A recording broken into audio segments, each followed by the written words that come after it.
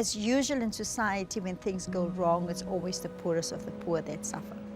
So climate change is a reality that whatever you do, how you design, what projects you want to do, you have to include climate change as a factor.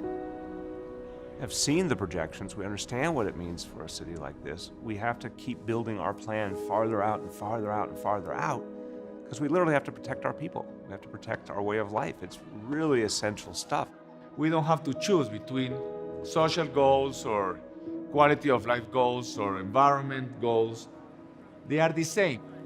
Si nous n'incluons pas la totalité de la population, nous n'arriverons pas à résoudre le défi climatique. Part of the urgency of this issue is that cities are leading. Cities are leading on climate, but they're also leading on these issues of income inequality. If there is a way to combine social equity with environmental responsibility, that is powerful. This year is on track to be the warmest yet on record. Some new figures on global wealth and income disparity, and they are so shocking it takes a while for them to sink in. At least 40 people are dead after a massive landslide in Colombia. Hurricane Sandy crashing on shore. More than 9 out of 10 people worldwide live in areas with excessive air pollution.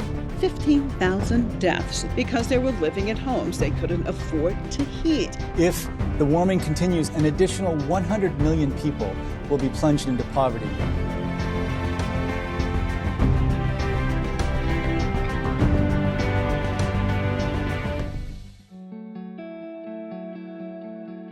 We're a coastal city. We're talking about huge amounts of public housing. Some of the poorest people in this city live in Manhattan below 14th Street. All of that is immediately threatened by climate change. This area is profoundly vulnerable. So we're setting up a comprehensive set of resiliency measures, literally a loop around lower Manhattan to protect it for decades to come, to recognize the progression of the threat and actually set up the physical kind of barriers we need. I think it's dual purpose. One is the employing the energy consultants from low-income families, and through them we can make the many humble homes energy efficient. So it's like, you know, catching two birds by one stone. L'idée, c'est de montrer aux habitants qu'on peut se réapproprier la ville autrement. Se déplacer, c'est très important, mais la ville doit être pacifiée également. Et le fait d'avoir des moments ou des espaces géographiques importants sans voiture ou avec moins de voitures participe aussi d'une ville plus apaisée. We had a situation where we had to look at houses that were built 10, 15 years ago, no ceilings, no waterproofing. The impact socially on the people living inside there. They have got chest problems, it's cold in winter, it's damp in winter, and that's why we took the initiative to retrofit and put ceilings in all of those houses. We have retrofitted 8,000 homes, and that will lead to a reduction of 5,600 tons of carbon emission. The climate crisis is a crisis. It is the most significant fundamental crisis that we will face as people.